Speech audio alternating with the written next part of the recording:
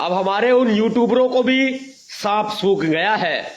हमारे कुछ यूट्यूबर्स के मुंह में दही जम गई है, जो 21 अगस्त भारत बंद के दौरान बहुत ही चपर चपर चपर चपर बोल करके भारत बंद को विफल करने का प्रयास कर रहे थे। आखिर कहां है वो यूट्यूबर जो लगातार बिका हुआ बासी समाचार चलाते रहते हैं। उन यूट्यूबर्स का फर्ज बनता है कि सामने आए और ये चलाएं कि 11 सितंबर रामलीला मैदान की परमिशन रद्द हो चुकी है, और यह भी चलाएं कि भीमसेना की परमिशन को रद्द किया गया है। भीमसेना आरक्षण बचाने के लिए महारैली करने वाली थी, उस लेटर में स्पष्ट लिखा हुआ है।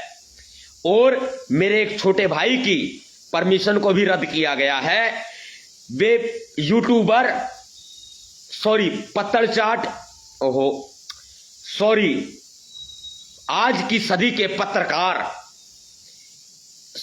यूट्यूब के पत्रकार,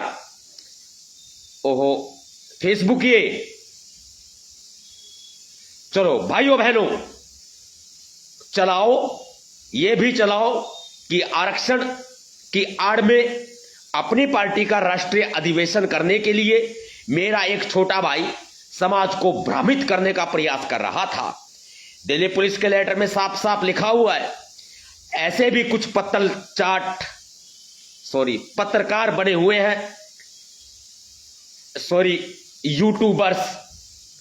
यूट्यूबर्स बने हुए हैं, जिनकी एजुकेशन तो या तो अंडर मैट्रिक है या मैट्रिक हो सकती है, या शायद स्कूल के पीछे से घूमकर आए हों, क्योंकि वे लोग कहेंगे, फेसबुक ये भी इंक्लूडेड हैं, वे लोग कहेंगे कि भैया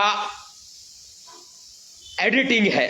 अगर तुम्हें लगता है एडिटिंग है तो जाओ दिल्ली पुलिस के सर में उस लेटर को मुंह पर फेंक कर मारो और कहो ये एडिटिंग चल रहा है क्या, तब मजा आएगा।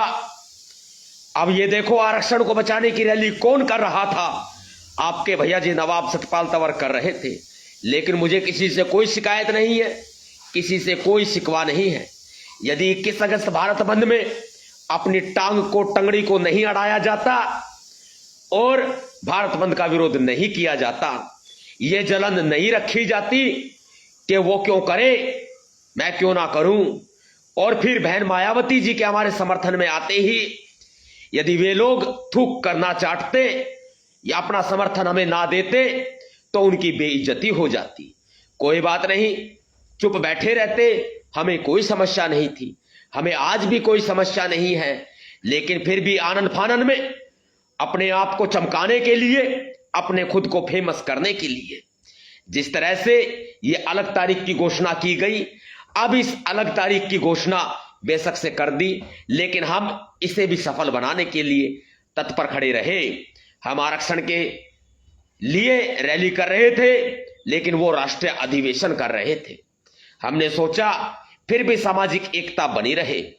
और कमेंट्स में गलत सलत बोलने वाले पीएचडी करे हुए लोगों, मैं भी आपका भाई हूं। अपनी बहन से पूछो कि मैं आपका भाई हूं कि नहीं हूं, वो यही कहेगी कि सतपाल तंवर भैया भाई है।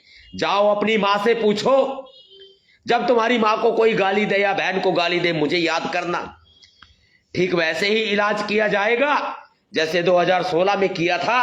एक मंच पर गाली दी गई थी बावड़ी जात चमारा की बोलकर। इससे ज्यादा मैं कुछ नहीं कहना चाहता, सिर्फ इतना कहना चाहता हूं कि सहारनपुर पीड़ित बन के कोडे कोडे हमारे पास आते हैं चलकर, और कब समाज का बाप ठेकेदार बन जाते हैं पता ही नहीं चलता। मेरे समाज के लोगों, हमारी एकता कायम है, बनी रहेगी, बशर्ते हमें दिल्ली पुलिस के इस परमिशन रद्द होने का बहुत ही अफसोस रहेगा। अब हम सभी को मिलकर एक काम करना है, आरक्षण को बचाने की लड़ाई जारी रहेगी। मैं तो यूं कहता हूं कि यह आह्वान हमने किया सभी संगठन संस्थाओं के सहयोग से, समर्थन से, बहन मायावती जी के मार्गदर्शन से, इसलिए यह आरक्षण बचाओ की लड़ाई जारी रहेगी।